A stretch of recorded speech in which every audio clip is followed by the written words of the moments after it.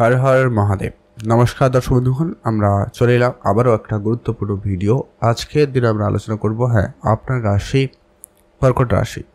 আপনাদের আগামী মে মাস 2024 সাল কেমন যেতে চলেছে, আপনাদের এই মে মাস কি কি ফল পেতে চলেছেন, আপনাদের নবগ্রহের স্থিতি কোথায় কোথায় রয়েছে, কি কি ফল দিতে সক্ষম, সেটা নিয়ে আমরা বিস্তারিত আলোচনা করব।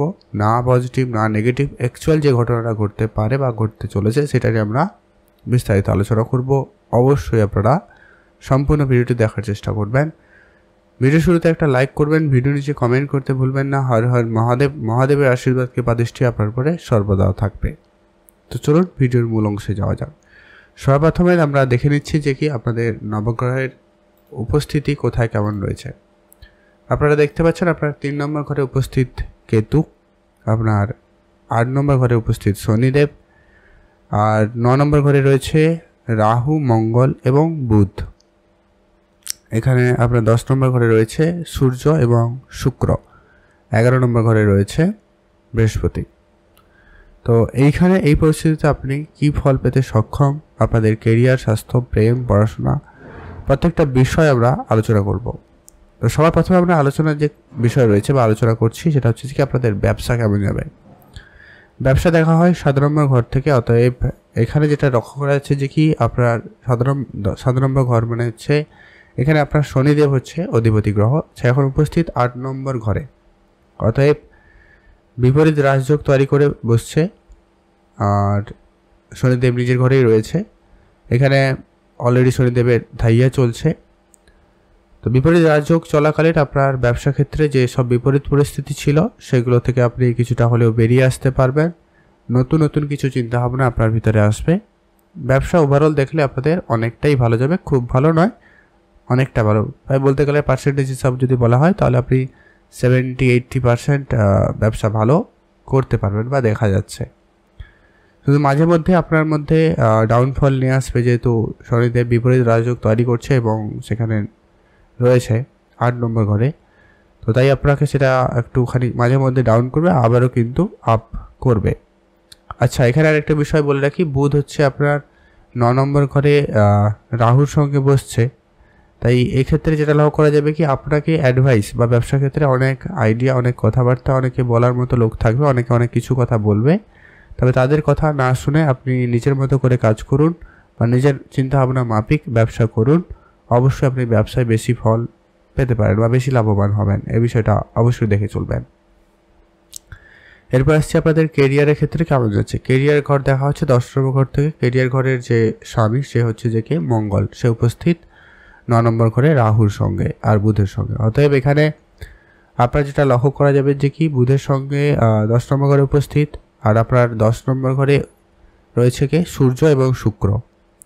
এখানে সূর্য উচ্চ, তাই এখানে আপনি খুবই ভালো একটা ব্যাপার ঘটাবে আপনার কেরিয়ারের ক্ষেত্রে। আপনি কেরিয়ারে নিজের মতো করে চলবেন, আপনি আপনার মনের ভিতরে একটা ঊর্জাভাব বেশ ভালো থাকবে। আপনি যে কোনো কাজ খুব উদ্যমের সঙ্গে করবেন, যে কোনো কিছু আপনার মধ্যে একটা এনার্জি লেভেলটা হাই থাকবে। আপনি সমস্ত কাজ একা করবেন, নিজের মতো করবেন, আর কারোর কোনো রকম প্রয়োজন পড়বে না এমনটা কিন্তু আপনার মধ্যে থাকবে বা এমনটা কিন্তু আপনার মনে হতে পারে। অতএব সূর্য খুব ভালো জায়গায় উচ্চস্থানে রয়েছে। তবে হ্যাঁ, মঙ্গল আপনার রাহুর সঙ্গে রয়েছে, তো তাই একটুখানি মাঝে মধ্যে একটুখানি ধ্যান রাখবেন, একটু ডাউনফল হতে পারে কেরিয়ারের ক্ষেত্রে, সেগুলো একটু খেয়াল রাখতেই পারলে ভালো হয়। আপনি কেরিয়ার নিয়ে যদি চিন্তা ভাবনা করছিলেন, অবশ্যই আপনার সেগুলো পরিকল্পনা মাফিক সেগুলো এগাচ্ছে, সেদিক দিয়ে আপনাদের দিনটি খুব ভালো। সূর্য উচ্চস্থানে রয়েছে, তাই আপনার চাকরি ক্ষেত্রে খুব ভালো যাবে। চাকরির ক্ষেত্রে আপনার উন্নতি খুব ভালো থাকবে। আপনি যে জায়গায় কাজ করছেন সে জায়গায় আপনার সম্মান প্রাপ্তি খুব ভালো থাকবে। তো সেক্ষেত্রে আপনাদের দিনটি খুব ভালো যাচ্ছে যারা চাকরি করার চেষ্টা করছে। তারপরে আরও সবথেকে বড় বিষয় হচ্ছে আপনার সূর্য 14 তারিখ রাশি পরিবর্তন করে নেবে, দিয়ে লাভের ঘরে বসবে। অতএব আপনার সূর্য হচ্ছে 2 নম্বর ঘরে অধিপতি, মানে অর্থের ঘরের স্বামী হয়ে 11 নম্বর ঘরে যখন বসবে, অর্থাৎ আপনাদের ইনকাম সোর্স খুব ভালো থাকবে। এমনকি যারা চাকরি পাচ্ছিলেন না, কোনো কাজ পাচ্ছিলেন না, তাদের ক্ষেত্রে কোনো না কোনো চাকরি, কাজ, এরকম কিছু যোগাযোগ ঘটবে যা আপনার আর্থিক স্থিতিকে অনেক বেশি উন্নতি করবে। অলরেডি বৃহস্পতি সেখানে উপস্থিত রয়েছে ভালো ঘরে, তো সেখানে আপনার জন্য খুবই একটা ভালো সুযোগ কেরিয়ারের ক্ষেত্রে তৈরি হচ্ছে। ভাগ্য দেখা হয় 9 নম্বর ঘর থেকে, আর ভাগ্যের স্বামী হচ্ছে বৃহস্পতি, সে এখন 11 নম্বর ঘরে, শত্রুর ঘরে, কিন্তু ভালো জায়গায় রয়েছে যেহেতু লাভের ঘর সেটা। তো আপনার ভাগ্য ভালো যাবে, ভাগ্য রিলেটেড যত কাজ করার আছে করতে পারেন। ভাগ্য রিলেটেড যদি কোনো প্রশ্ন ছিল আপনার মনে, যদি আপনি কোনো রকম ইনভেস্টমেন্ট করবেন কিনা, শুভ কিছু করবেন কিনা, কোনো কেনা বেচা যদি কিছু করতে চাইছিলেন, তো অবশ্যই আপনারা করতে পারেন যেহেতু আপনাদের ভাগ্য ভালো যাচ্ছে। তবে শুধু আপনার ভাগ্যের ঘরে উপস্থিত রাহু, মঙ্গল আর বুধ, তাই আপনাদের মাঝে মধ্যে একটুখানি যে কি রাহু যে রয়েছে, তো একটুখানি রাহু যখন ভাগ্যের ঘরে গোচর করে বা থাকে তখন কিন্তু সমস্যা তৈরি করে। অতএব আপনি কোনো কাজ করছেন ভাগ্য রিলেটেড, সেখানে আপনি চেষ্টা আপনার সম্পূর্ণ থাকবে এবং আপনার ইচ্ছাও খুব ভালো থাকবে। তবে রাহু আপনাকে মাঝে মধ্যে একটুখানি সমস্যার মধ্যে ফেলবে, একটুখানি ভয় তৈরি করাবে, কনফিডেন্স স্লো করাবে, এরকম একটা ব্যাপার ঘটাতে পারে। তো এই বিষয়টা আপনারা একটু দেখে চলবেন। ওভারঅল দেখলে আপনাদের ভাগ্য যথেষ্ট পরিমাণ ভালো যাচ্ছে, ভালো থাকবে। তবে শুধু আপনি আপনার কাজটা আপনি নিজের থেকে একটু এফোর্ট দিয়ে করুন, আপনার অবশ্যই ভালো ফল হওয়ার সম্ভাবনা থাকবে।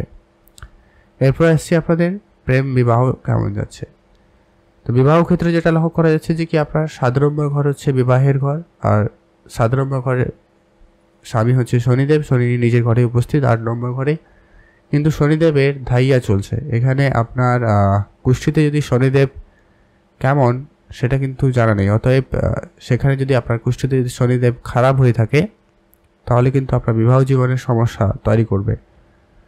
তো সেটা একটু আপনারা দেখে নেবেন। আর যদি সেখানে অলরেডি বিপরীত রাজযোগ তৈরি করছে, তাই আপনাকে বিবাহিত জীবনে মোটামুটি ফলদায়ক হতে চলেছে। আর আপনার সেই ঘরে বলতে গেলে বৃহস্পতির দৃষ্টিও পড়েছে, তাই সেখানে আপনাদের বৃহস্পতির দৃষ্টি যেখানে পড়বে, যদি 7 নম্বর ঘরে পড়ে, অতএব সেখানে আপনাদের বিবাহ জীবনে ভালো কিছু পরিবর্তন ভালো কিছু নিয়ে আসবে। অতএব আপনাদের বিবাহ ক্ষেত্রে যেসব যদি কোনো খুব বড় সমস্যা ছিল বা থাকে, তো সেগুলো ঠিকঠাক হয়ে যেতে পারে। আর শনিদেব যেহেতু এখানে রয়েছে, তো অতএব পুরো মাস বলতে গেলে কিন্তু আপনাদের কখনো আপনাদের সম্পর্ক ভালো যাবে, আবার কখনো খারাপ যাবে, এর ব্যাপারটাও কিন্তু ঘটতে পারে। কেন শনিদেব যেহেতু ধাইয়ায় বসে আছে এবং বিপরীত রাজযোগ তৈরি করছে। বিবাহিত জীবন এবারে যাবে, নয় খুব ভালো নয় খুব খারাপ। এখানে আমরা একটা কথা বলে রাখি, কেরিয়ার যেটা আমরা বললাম, যদি আপনি কেরিয়ারে কোনো রকম পরিবর্তন করতে চাইছিলেন তো করতে পারেন, কেননা রাহু মঙ্গল যেহেতু রয়েছে একটা জায়গায় আর সূর্য উচ্চ রয়েছে, অতএব আপনি কেরিয়ারে যদি কোনো পরিবর্তন করতে চান তো করতে পারেন, সেক্ষেত্রে ভালো রয়েছে। আচ্ছা, এবারে আমরা আবার ফিরে আসছি প্রেম জীবনে আপনাদের কেমন যাচ্ছে। প্রেমের ঘর দেখা হয় কিন্তু 5 নম্বর ঘর থেকে, আর 5 নম্বর ঘরের স্বামী হচ্ছে মঙ্গল, যে কিনা 9 নম্বর ঘরে বসছে, আর তার সঙ্গে রয়েছে রাহু বুধ। আপনার 5 নম্বর ঘরে কিন্তু উপস্থিত দৃষ্টি রাখছে শনিদেব এবং বৃহস্পতি। অতএব আপনাদের যেটা লক্ষ্য করা যাবে যে কি মঙ্গল আপনাদের মাঝে মধ্যে একটু রাগ জেদ ব্যাপারটা একটু বেশি নিয়ে আসবে। আপনার পার্টনারের মধ্যে ছোট ছোট বিষয়ে একটুখানি ঝগড়া বিবাদ হতে পারে, এমনটা একটু খেয়াল রাখবেন। আর মাঝে মধ্যে আপনাদের ভিতরে কথাবার্তা বন্ধ হয়ে যেতে পারে, যেহেতু শনিদেব রয়েছে একটু সংশয় তৈরি করবে। তবে বৃহস্পতি দৃষ্টি পড়েছে, অতএব সেখানে কিছুটা উন্নতি থাকবে, মানে মোটামুটিই যাবে। ওভারঅল প্রেমের বিষয়টাও আপনাদের খুব একটা যে ভালো পরিবর্তন নয়, এবারে যাবে। রাহু রয়েছে তারপরে আপনার মঙ্গলের সঙ্গে, তাই একটু রাগ জেদ আপনার পার্টনারের ভিতরে কিন্তু লক্ষ্য করবেন। এরপর আসছে আপনাদের পড়াশোনা কেমন যাচ্ছে। পড়াশোনা আপনাদের 5 নম্বর ঘর থেকেই দেখা হয়। এখানে 5 নম্বর ঘরে যেটা লক্ষ্য করা যাচ্ছে যে কি আপনার মঙ্গল হচ্ছে স্বামী আর উপস্থিত সেখানে। তো আপনার মধ্যে বৃহস্পতি এখানে যে দৃষ্টি রেখেছে, তাই আপনার এখানে ম্যাচুরিটি আপনার মধ্যে আসবে, পড়াশোনাতে একটু মনোযোগ স্থির করাবে। যদি আপনার মন চঞ্চল ছিল সেখানে আপনি একটু স্থির হবেন। তবে শনিদেবের দৃষ্টি রয়েছে, তো তাই আপনি কনফিউজড হবেন। মাঝে মধ্যে আপনার রাগ এবং ধৈর্যের ব্যাপারটা একটু খেয়াল রাখুন, রাগ বাড়বে, ধৈর্য কমে যাচ্ছে। তো এরকম বিষয় তো থাকবে যা আপনার পড়াশোনায় কিছুটা হলেও ব্যাঘাত আনতে পারে। অতএব আপনি যদি একটু সামলে গুছিয়ে চলতে পারেন, একটু নিজেকে সংযত করতে পারেন, তো আপনাদের পড়াশোনায় ভালো রেজাল্ট দেবে। তার আগে কিন্তু সমস্যা রয়েছে।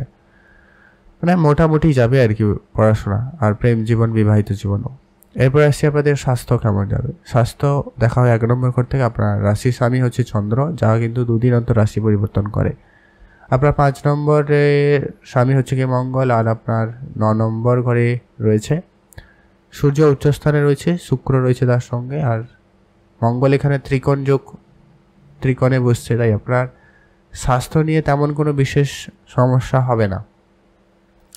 শুধু আপনার এই নার্ভাস সিস্টেম একটু খেয়াল রাখবেন, আর একটু নিজেদের ভিতরে রাগ, অ্যাংজাইটি ব্যাপারটা আপনার ভিতরে চলে আসতে পারে, ধৈর্য কম লক্ষ্য করা যাবে, এগুলো একটু আপনারা ঠিকঠাক রাখার চেষ্টা করবেন।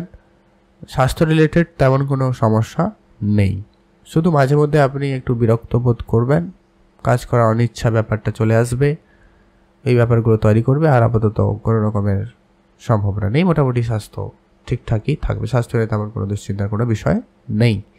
আপনারা ভালো থাকুন, সুস্থ থাকুন। আজকে আমরা আলোচনা করলাম, এখানে যেটা বলা কি আপনার জন্মগোষ্ঠী কেমন সেটা কিন্তু জানা নেই, অতএব ফল যে অ্যাকুরেট পেয়ে যাবেন পুরোটা এমনটা কিন্তু নয়। আচ্ছা, আপনারা যে কাজটা অবশ্যই করবেন, এইসব যেসব নেগেটিভিটি যেগুলো রয়েছে সেগুলো থেকে রক্ষা পেতে চন্দ্রের বীজ মন্ত্র পাঠ করবেন এবং হনুমান চল্লিশা পাঠ করে এবং মঙ্গলের বীজ মন্ত্র পাঠ করবেন রোজ। আর আপনি আপনার সামর্থ্য মতো লোকজনকে সহায়তা করবেন, আর্থিকভাবে হতে পারে, খাবারের দিক দিয়ে হতে পারে, আপনার দ্বারা যতটা সম্ভব, যেটা সম্ভব ওইটাই আপনি দিয়ে সহায়তা করুন। এক্ষেত্রে আপনি কিছুটা ভালো ফল পেতে পারেন। আপনাদের মে মাস ভালো কাটুক, আপনারা ভালো থাকুন। আজকের ভিডিও এই পর্যন্ত, আপনাদের অসংখ্য ধন্যবাদ।